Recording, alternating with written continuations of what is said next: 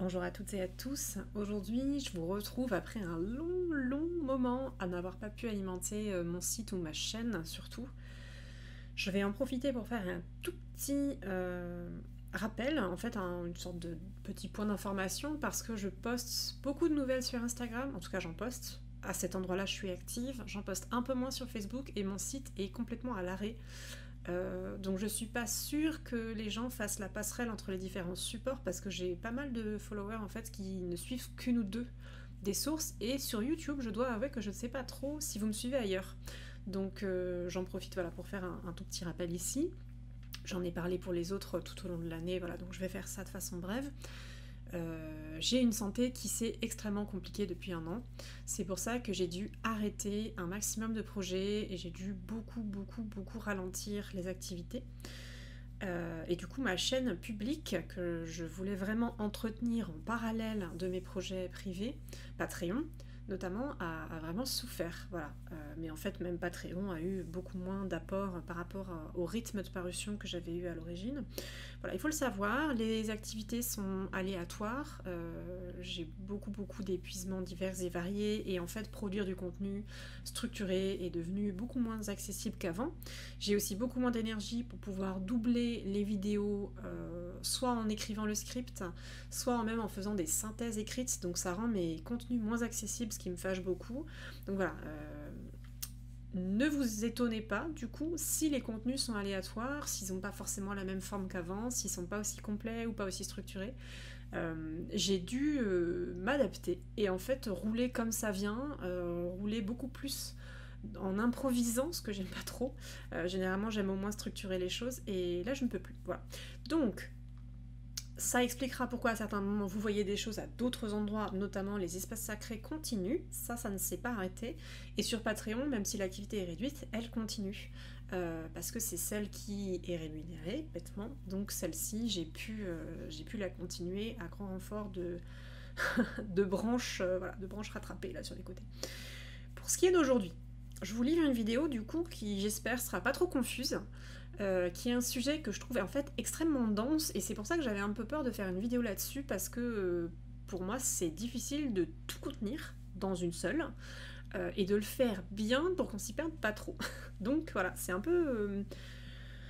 c'est un test, on va voir ce que ça donne. C'est une question qui est assez banale en fait, qui a été beaucoup posée. Souvent les débutants et les débutantes se posent toujours la question, et plein de gens y avaient répondu. Parfois je suis d'accord, parfois je suis pas du tout d'accord, mais voilà, ça m'avait pas intéressé de parler de ça jusqu'ici.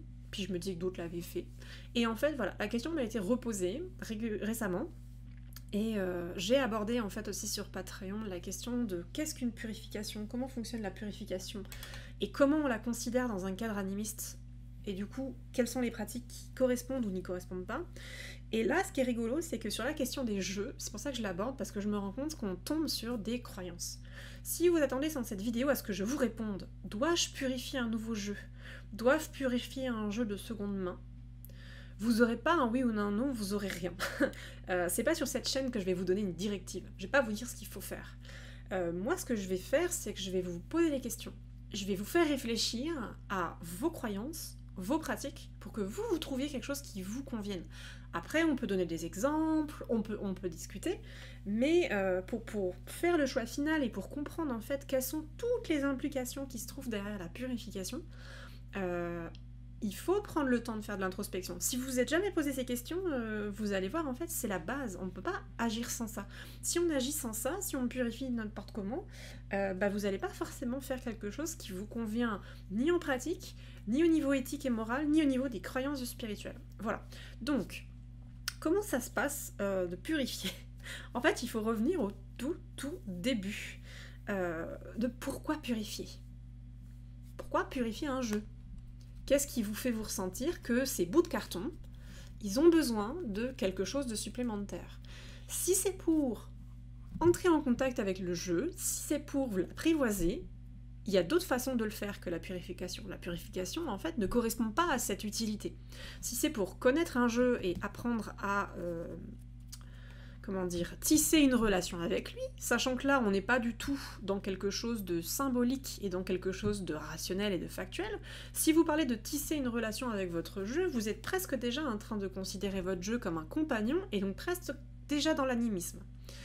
Et si c'est ça, en général, on a plein de tirages d'interviews, une pratique en regardant toutes les lames du jeu une à une, il y a plein de choses sur tisser un lien avec son jeu. La purification n'y correspond pas.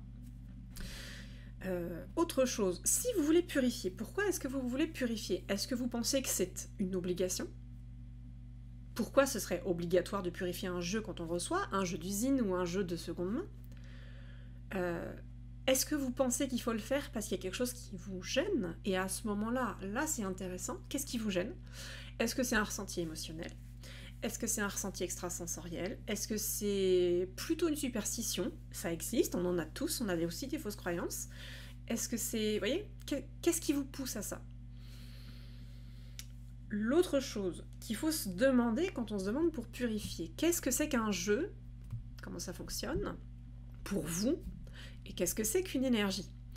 Sur internet, il y a aussi beaucoup d'articles, enfin en tout cas j'en ai trouvé quelques-uns, il y a très longtemps, donc je pourrais pas vous citer les personnes qui ont ce genre de théorie malheureusement, qui ont pour théorie que tout ça c'est des supercheries, malheureusement souvent on dit de bonnes femmes, ce qui est absolument sexiste, mais tout ça ils disent que ce sont des superstitions et des supercheries qui ont aucun sens, parce qu'un jeu de cartes, c'est un jeu de cartes. C'est des bouts de carton, c'est vide, c'est de la matière. Donc, qu'est-ce qu'on va chercher à purifier? Un objet neutre. Si je donnais une comparaison, je suppose que ces gens-là diraient vous n'allez pas purifier votre brosse à dents quand vous l'achetez, ou le dernier livre que vous avez acheté, ce genre de choses. Pour eux, la purification ne fait pas sens, parce qu'il n'y a pas d'esprit, il n'y a pas de choses comme ça. L'autre corollaire de ça, c'est qu'est-ce que c'est qu'on cherche à purifier en fait? Est-ce que vous voulez purifier du carton? Pourquoi vous voulez purifier du carton? S'il est sale, est-ce qu'il ne faudrait pas le nettoyer physiquement plutôt que le purifier? Et là, vous vous rendez compte qu'on entre dans un autre genre de débat. Là, vous placez sur le plan spirituel. Il y a un plan, ça veut dire qu'il y a au moins deux plans. Il y a un plan matériel et un plan spirituel. Et vous trouvez que sur le plan spirituel, il y a un souci. Pourquoi? Déjà, est-ce que vous considérez qu'il y a forcément un souci de base? Ou est-ce que, comme dit, vous avez un ressenti qui vous a fait penser qu'il y avait un souci sur le plan spirituel du jeu? Sachant qu'il y a plein de personnes, en fait, pour qui, au niveau des croyances, ça marchera pas. Non, il n'y a pas d'histoire de plan spirituel, c'est des cartes. Voilà. J'essaie de pas trop me perdre. Donc, ces cartes, est-ce que vous considérez qu'elles ont une espèce de miroir sur le plan spirituel? Est-ce que vous considérez qu'il y a des entités dedans? Est-ce que vous considérez... Donc par exemple, chaque carte, une à une, a un esprit, donc si le jeu fait 50 cartes, il y a 50 esprits dedans. Est-ce que vous considérez que ce sont, quand vous tirez les cartes, des esprits qui vous répondent, de l'autre côté du plan, pas liés à ce qui est marqué sur les cartes, mais des esprits qui répondent? Est-ce que ce sont des esprits n'importe lesquels? Est-ce que ce sont vos alliés? Vous voyez, et là, ça va engager des pratiques qui sont très différentes. Si vous considérez que ce sont des entités que vous ne connaissez pas, avec lesquelles vous n'avez pas forcément de lien, peut-être il faudrait de la protection plutôt que de la purification. Et si ce sont vos alliés, là, on entre dans une relation interpersonnelle normalement soudée, qui est alimentée au fil du temps, donc il n'y a pas de souci à ce niveau-là. Ensuite, par rapport à cette question de l'énergie, ou du plan spirituel. Est-ce que vous sauriez définir ce que c'est que l'énergie? C'est à la fois très très simple et très compliqué, et on avait eu ces questionnements soit dans des conversations privées sur Instagram, soit suite à certains posts qui ont été faits sur le sujet, soit sur Patreon, je ne sais plus. En fait, les personnes auront des définitions complètement différentes. Est-ce que l'énergie, c'est un mouvement? Est-ce que c'est un résidu? Est-ce que c'est purement matériel, purement spirituel, ou est-ce qu'il y a un peu de matière aussi? Comment est-ce qu'on l'identifie, une énergie? Elle est quoi? Elle est noire, rouge, blanche? Elle est 500 Hz, 300 Hz? Est-ce que c'est quoi de l'énergie? Qu'est-ce que c'est? À quoi est-ce que ça correspond? Comment ça se mesure? Si vous partez du principe que votre jeu, il doit être purifié, c'est son énergie qui doit être purifiée ou c'est autre chose? Selon ce que vous considérez qui doit être purifié, ça va être une autre technique. Ça va pas être la même pratique. Est-ce que c'est des énergies? Donc il y en a des bonnes et des mauvaises, mais c'est quoi une bonne et une mauvaise énergie? Là, vous voyez, il y a énormément de choses à questionner. Est-ce qu'on cherche à, par exemple, ça c'est un discours, Moi, je l'ai surtout vu dans les pratiques New Age, dans la sorcellerie traditionnelle. Je suis pas sûre qu'on ait la sorcellerie des campagnes, qu'on ait des choses comme ça. Il y a des énergies hautes et des énergies basses. Qu'est-ce que ça veut dire haute et basse? Avec souvent le haut astral et le bas astral. Moi, qu'on appelle ça? Je n'adhère pas à ces théories. Pour moi, ça ne veut rien dire. Il n'y a pas un haut et un bas, ou un haut qui serait positif et un bas qui serait négatif. Souvent aussi, on dit que le haut, il est plus lumineux, le bas, il est plus sombre. Est-ce que sombre, ça veut dire négatif? Ça veut dire peur, ça veut dire ombre, ça veut dire démon, il y a plein de choses sous-jacentes quand on tire comme ça. On va aller plus loin. C'est pas forcément ce que tout le monde croit, puisque les croyances New Age même en elles-mêmes, elles sont assez variées, mais voilà, je nomme seulement certaines choses. Une des théories pourrait être considérée à dire je vais élever la vibration. Parce que bas, c'est quelque chose qu'on cherche à plutôt rejeter. C'est plutôt négatif. Et donc il faudrait élever la vibration. Est-ce qu'une purification, c'est le fait d'élever une vibration? Pour certains, oui, pour d'autres, non. Et à ce moment-là, il faudrait se tourner vers une autre technique qu'une purification. Pour pas mal de gens, il me semble, qui se sont... une sorte de consensus un peu, c'est pas celui de tout le monde en fait, c'est pour ça que j'ai du mal à utiliser le terme de consensus, mais pour pas mal de gens, la purification, ce n'est pas modifier la vibration vers le haut, c'est remettre à zéro. Si le jeu sort d'usine, est-ce que vous considérez que le jeu n'est pas déjà plus ou moins à zéro? Ou est-ce que c'est parce que les vibrations de l'usine, les vibrations du voyage, les vibrations des gens qui l'ont eu dans les mains, ça vous perturbe? Est-ce que vous pensez que c'est négatif? Est-ce que vous pensez juste que c'est quelque chose dont vous voulez vous séparer? Est-ce que vous pensez que ça a vraiment beaucoup imprégné le jeu par rapport à l'énergie d'un être humain tel que vous, qui va interagir vraiment avec le jeu, qui va réfléchir avec lui, qui va méditer, qui va l'observer? Normalement, vos énergies, elles vont, entre guillemets, éventuellement se mélanger, selon ce que vous croyez. Mais du coup, si ça sort d'usine, en quoi est-ce qu'une purification serait nécessaire? Est-ce que purifier une énergie, c'est la même chose que couper une influence? Par exemple, là, si on s'orientait plutôt sur la question des jeux de seconde main, vous avez acheté un jeu à quelqu'un en occasion, donc, est-ce que vous considérez que le jeu peut, comme une éponge, retenir des énergies? Ou est-ce que, comme dit, c'est juste du carton? Est-ce que ça les retient un peu et que, en fait, ça se dissipe avec le temps? Si c'est le cas, votre jeu, vous le mettez dans un tiroir ou à un bord de fenêtre ou j'en sais rien, vous le laissez, je sais pas, 2 semaines, selon la volatilité supposée des énergies, et puis il va se remettre à zéro tout seul. On n'a rien besoin de lui faire. Si vous considérez que c'est plus fort que ça, que c'est quelqu'un qui justement a énormément tiré avec ce jeu, qu'il en a passé des années dessus, est-ce qu'un jeu, donc, comme une éponge, peut s'imbiber? Et à ce moment-là, vous voulez vider l'éponge. Là, éventuellement, ouais, la purification pourrait justifier, reste à voir comment faire. Mais il y a aussi une façon de dire, est-ce que c'est juste une question de lien ou d'énergie, ce qui n'est pas tout à fait la même chose? Donc là, j'ai pris l'exemple des énergies en imaginant une éponge. Est-ce que vous pourriez considérer que le jeu, globalement, il est plutôt neutre, mais qu'il avait un maître avant, parce qu'il a été utilisé fidèlement, et que donc là, il change de maître, et vous voulez marquer ça.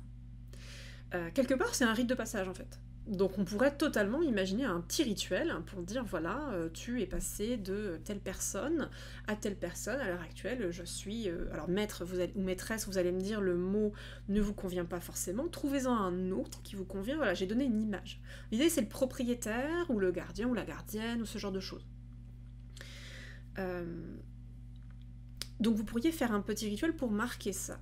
Vous pourriez aussi accompagner ce rituel, si vous en sentez le besoin, symboliquement d'un acte magique, pour symboliser que le lien que le jeu avait à son ancien propriétaire est coupé. Tout simplement. Voilà. Ça, c'est fini.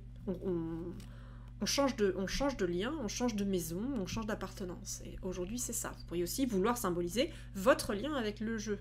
Ça peut être vraiment quelque chose de très simple. Hein. C'est une possibilité. Mais est-ce que c'est nécessaire? Est-ce que c'est juste que ça vous rend plus confortable, plus à l'aise? Est-ce que... Voilà. Ce sont des possibilités. Alors j'avais ensuite d'autres points à aborder, mais que je ne vais pas faire en long, en large et en travers pour que ce soit pas trop long.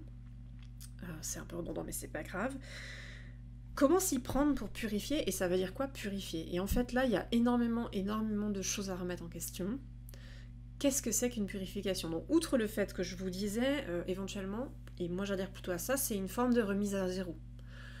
Est-ce qu'il y a des énergies positives ou négatives? Pour moi, l'énergie, c'est plutôt neutre, mais il y a des énergies que je ne souhaite pas avoir chez moi. Par exemple, tout ce qui est stagnation, en général, on cherche à l'éviter. On cherche à ce que ce soit vif, vivant, circulant. Voilà. Mais du coup, c'est pas le fait de dire que c'est plus ou moins fort, que c'est bon ou mauvais. J'espère que vous saisissez la différence. C'est une façon dont le lieu, en fait, l'espace, est habité par l'énergie, avec certains types d'énergie. Et il y en a que je souhaite pas avoir chez moi. Est-ce que je considère que, du coup, l'énergie, elle est vraiment dans le jeu? Est-ce qu'elle va être autour du jeu? Ça, c'est une question aussi qu'on peut se poser. Du coup, quand le jeu atterrit chez soi, je vous disais, est-ce qu'on va considérer que si je le mets dans un coin sympa et que je le touche pas pendant 2 semaines, est-ce que le jeu va pas se remettre à zéro tout seul? Est-ce que le jeu peut, étant donné comme dit que c'est du carton, avoir des énergies stagnantes ou pas?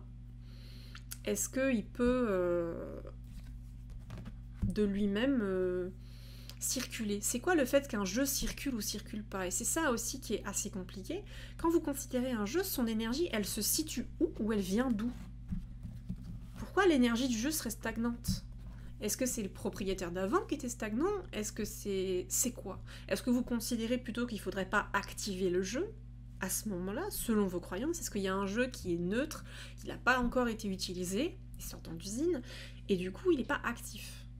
C'est une façon de considérer la question, en fait. Et à ce moment-là, vous pourriez trouver un petit rite pour dire au jeu « Coucou, là j'appuie sur l'interrupteur, je t'allume, viens donc à la vie, et on va bosser ensemble. » C'est une autre façon, c'est d'autres rituels. Bon, j'en profite pour monter un tout petit peu des lames, mais en fait, quand elles sont en pleine lumière, comme c'est très blanc, on n'y voit pas grand-chose, on n'y voit pas les détails. Hein. C'est ça qui est compliqué avec ce jeu en vidéo. Voilà, petite parenthèse. Donc, une fois que vous considérez le jeu et la purification, la question du plan, la question des énergies, où se situent les énergies dans le jeu? Est-ce que c'est lié au propriétaire, Est-ce que ça veut dire à ce moment-là que le jeu il a forcément un ancrage dans le spirituel? Il y a plein de gens pour qui ce ne sera pas vrai cette affirmation. Et purifier, donc, remettre à zéro. Comment est-ce qu'on s'y prend? Comment est-ce qu'on mesure si une purification est efficace ou pas? Parce qu'au final, si vous dites, bon là, voilà, il y a eu ça, je vais allumer un charbon, je vais le purifier dans de l'air, donc dans de la fumée, dans une fumée avec des plantes que j'aime bien, que j'ai appris comme étant avec des propriétés purifiantes ou pas. Je vais éventuellement le purifier avec de l'eau, je sais pas, de l'eau bénite, ou avec une fumée, avec une flamme de bougie aussi, il y a plein de techniques. Mais quand vous utilisez certaines techniques qui ne sont pas directement du toucher, comment est-ce que vous êtes sûr que votre technique, elle a agi sur les cartes et pas sur ce qu'il y a autour ou pas ce qu'il y a ailleurs? Parce que finalement, quand vous utilisez une bougie, une flamme de bougie, à la limite, vous les passez dans la bougie, c'est plus clair, sans les cramer évidemment, vous en doutez bien. Si c'était de l'eau bénite, évidemment, on pose un support, j'aurais peut-être pas béni directement là-dessus, quoique bénir le tapis, ça peut aller avec. Mais là, on est bien dans quelque chose qui est aspergé, qui est matériel, et donc le jeu reçoit. Mais quand c'est de la fumée d'encens, ce qui est extrêmement, extrêmement courant à l'heure actuelle, souvent on recommande... notamment avec des techniques qui sont malheureusement appropriatives, de passer ça dans de la fumée. Vu que la fumée, elle n'est pas matérielle, enfin, elle n'est pas, elle n'est pas localisée plutôt, comment vous dirigez où va la fumée? Donc, les cartes que vous avez passées dedans, oui, du coup, ça va marcher, mais en fait, techniquement, si vous faites ça, vu que les particules sont volatiles, vous allez fumiger tout ce qu'il y a autour. Vous allez répandre la fumée d'encens sur vous, partout dans la pièce, éventuellement dans toutes les autres pièces de votre maison ou votre appartement, puisque l'air circule, ça fait des courants d'air. Quid des gens qui sont dans votre maison si vous n'habitez pas tout seul? Votre compagnon, votre compagne, vos animaux, et puis peut-être des esprits aussi. Si vous êtes ici et que vous êtes des personnes plutôt païennes ou polythéistes, animistes, considérez probablement que vous n'êtes pas tout seul chez vous. Il y a au minimum un esprit du lieu, parfois il y a d'autres esprits, parfois il y a même vos alliés, vous, Et du coup, la purification, comment est-ce qu'on peut l'assumer? Comment est-ce qu'on peut la gérer éthiquement parlant si on n'a pas demandé le consentement des gens avant? Parce qu'ils vont passer dans la fumée. Les animaux, quel est l'effet de la purification sur les animaux? Et quid du fait qu'effectivement, normalement, vous n'êtes pas tout seul. Et donc le lien que vous avez avec votre foyer, votre esprit du foyer, votre esprit du lieu, il va être modifié. Il va être atteint par ça. Comment vous faites? Et comment vous justifiez que... Voilà, comment vous estimez que... je sais pas comment dire, ça va être judicieux ou... comment faire autrement si vous vous rendez compte que ça ne va pas comme idée de purification. Voilà. Je commence à avoir du mal à me concentrer, donc je pense qu'on va arrêter là. J'ai vraiment fait un tour d'horizon assez... à la fois, j'espère d'avoir abordé plein de points différents, et en même temps, je peux pas creuser tout. Je suis désolée aussi parce qu'il y a des choses qui m'ont un petit peu sauté de l'esprit. Et comme dit, quand c'est pas préparé, quand il n'y a pas une trame, c'est assez compliqué. Mais j'espère que ça vous aura orienté dans vos chemins. Vos croyances, comment ça fonctionne, comment vous pensez que ça fonctionne, est-ce que vous avez des possibilités d'aller vérifier comment ça fonctionne, est-ce que vous pouvez étudier, vous pouvez faire des expérimentations, et trouver votre réponse. Voilà. En ce qui me concerne, par exemple, puisqu'on est quand même aussi là pour ça, je purifie pratiquement jamais mes jeux. J'ai utilisé des techniques que j'ai mentionnées dans la vidéo, où j'active un jeu, je lui dis effectivement que là, il va se mettre à bosser, il va se mettre avec moi. Est-ce que je fais ça parce que je considère que le jeu a un esprit? Parfois, probablement, mais la plupart du temps, je fais pas partie des animistes qui pensent que un jeu a une entité forcément dedans. Que votre jeu, le Troublac, il a une entité dedans. L'entité Troublac, par exemple, puisque c'est le Troublac Tarot. J'interagis essentiellement avec mes propres alliés ou avec les alliés de mes clients et mes clientes quand j'utilise un jeu. Donc à ce moment-là, sinon, ce serait avec mes alliés, je leur dirais « Coucou, voici un nouveau support, on va pouvoir communiquer avec. » Mais du coup, je parle à mes alliés, je parle pas au jeu. Donc ça peut modifier la question de la pratique d'activation. On peut aussi employer des techniques, comme dit, de méditation. Je vais prendre les lames une à une, et je vais vraiment les observer quand j'achète un nouveau jeu, comme ça je le fais dans l'ordre du jeu, et je le fais du début à la fin. Il peut y avoir aussi un premier tirage de mise en condition, il peut y avoir... Qu'est-ce que j'ai mentionné d'autre? Je ne sais plus. Bon, en tout cas, voilà. Au niveau d'une purification avec de l'encens, ou avec la flamme d'une bougie, ou avec même de l'eau sacrée, c'est vraiment très très rare. Sachant que... Ah, c'est ça la remarque que j'ai oubliée tout à l'heure, je voulais vous poser. Quand il y a un souci avec un jeu, quand vous trouvez que ça répond pas bien, quand vous trouvez que les réponses sont pas claires, il y a aussi beaucoup d'introspection et de remise en question personnelle à faire. Pourquoi est-ce que ça répond pas bien? Il peut y avoir 1000 questions. Et les gens, par exemple, qui, entre guillemets, croient en l'astrologie, ces personnes-là, elles pourront se dire, est-ce que j'étais dans une configuration favorable le jour où j'ai tiré? Il y a quoi comme planète en ce moment? Il y a quoi comme lune? Il y a quoi comme... Et ça peut entrer en condition dans votre état personnel. Ça peut entrer en contradiction, je sais pas comment dire, en question en tout cas, par rapport à votre état. Est-ce que vous êtes bien au moment où vous tirez? Est-ce que vous êtes reposé? Est-ce que vous êtes détendu? Est-ce que vous avez en tout cas une intention claire? Est-ce que du coup, votre façon de lire les symboles, elle est claire? Vous avez votre mémoire qui est bien présente, qui fonctionne bien, vous n'êtes pas trop fatigué pour faire des associations d'idées. Et quand on est dans une pratique animiste, vraiment, est-ce que vous êtes suffisamment centré pour interagir avec vos alliés habituels et pour entendre les réponses correctement? Quand il est question de médiumnité, par exemple, et de saisir des informations intangibles qui viennent de l'autre monde, mais qu'on capte dans les cartes, est-ce que votre canal, il est clair en ce moment? Est-ce que vous êtes bien centré, comme dit, reposé? Il y a des choses comme ça. Évidemment, selon le niveau de vie de la personne, selon son degré de privilège, elle aura une vie plus ou moins paisible. Est-ce que du coup, les gens qui sont jamais en paix, il faut qu'ils s'abstiennent absolument de tirer les cartes parce qu'ils n'auront jamais les bonnes réponses? Je ne pense pas. Il y a aussi des questions de politique assez compliquées là-dedans. Je le mentionne au passage. Et du coup, en tout cas, au niveau de votre dynamique personnelle, il faut interroger ça. Est-ce qu'en fait, c'est pas vous qui aurez besoin d'une purification et pas le jeu? Est-ce que c'est une purification dont vous auriez besoin, de remise en circulation, de dégagement des choses stagnantes? Est-ce que ce serait pas plutôt un ancrage et ou un centrage dont vous auriez besoin pour être bien rassemblé à l'intérieur de vous-même, aligné, ancré dans la terre ou dans autre chose, parce qu'il y a des gens qui ne s'ancrent pas dans la terre? Est-ce que vous avez vos écoutilles bien grandes ouvertes, comme dit, pour entendre vos alliés clairement? Et à ce moment-là, il y a beaucoup de techniques et de choses différentes à remettre en question, à interroger, à faire entrer en jeu en fait. C'est ça que je voulais mentionner tout à l'heure. Donc voilà, le jeu n'est pas toujours fautif, le jeu n'a pas toujours un problème. À vous de voir ce en quoi vous croyez. Est-ce que vous croyez que l'entité, qu'un jeu contient toujours une entité et que c'est avec ça que vous interagissez?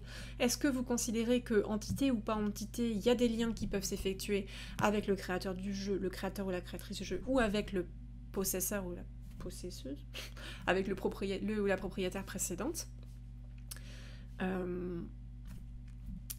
Questionnez. Voilà, moi c'est ça que je vous invite à faire. Trouvez, vous, ce en quoi vous croyez, trouvez des outils que vous auriez pour mesurer les choses, pour aussi tester les effets ou pas supposés d'une technique. Partez pas forcément du principe que quand vous avez effectué une purification, par exemple, elle a marché du premier coup aussi. Parce que parfois, justement, selon imaginons que c'est une plante, son degré de fraîcheur, si c'est la bonne plante ou pas, qu'elle réagit bien avec le jeu ou pas, selon qu'il y avait beaucoup ou pas d'énergie à purifier, est-ce que c'était très stagnant, pas stagnant, est-ce que vous considérez qu'il y a des choses hautes et basses, etc. Peut-être qu'un cycle de purification, une fois, ça suffit pas. Peut-être que le jeu, il faut l'aérer dehors, il faut le laisser une pleine lune, il faut juste faire la purification une fois, deux fois, trois fois, peut-être qu'il faut cumuler une purification par 3 éléments différents selon les éléments présents dans votre tradition. Donc ça, c'est à voir. C'est à voir. Est-ce que vous utilisez par exemple le pendule pour faire des mesures des taux de vibration? Est-ce que le pendule est une technique fiable pour mesurer les taux vibratoires? Si vous croyez en les taux vibratoires, est-ce que vous ne pourrez pas vérifier ça avec vos alliés si vous en avez du coup en tant que polythéiste animiste en communication? Vous trouvez une technique de communication avec eux, là, est-ce que le jeu c'est bon? Est-ce que vous pouvez utiliser d'autres cartes pour vérifier si votre purification a été fiable ou pas? Il y a plein de possibilités. Voilà. Donc, comme je crois que je commence à m'éparpiller un petit peu, je vais arrêter là. Dans tous les cas, c'était une proposition. Voilà, c'était une proposition de réflexion. Je serais curieuse de voir parmi vous s'il y en a qui ont des préférences, si vous étiez déjà posé ces questions, jamais posé ces questions. Au final, je ne sais pas trop sur YouTube s'il y a beaucoup de polythéistes et d'animistes parmi vous, si c'est plutôt des néo-païens ou si c'est plutôt pas des païens du tout.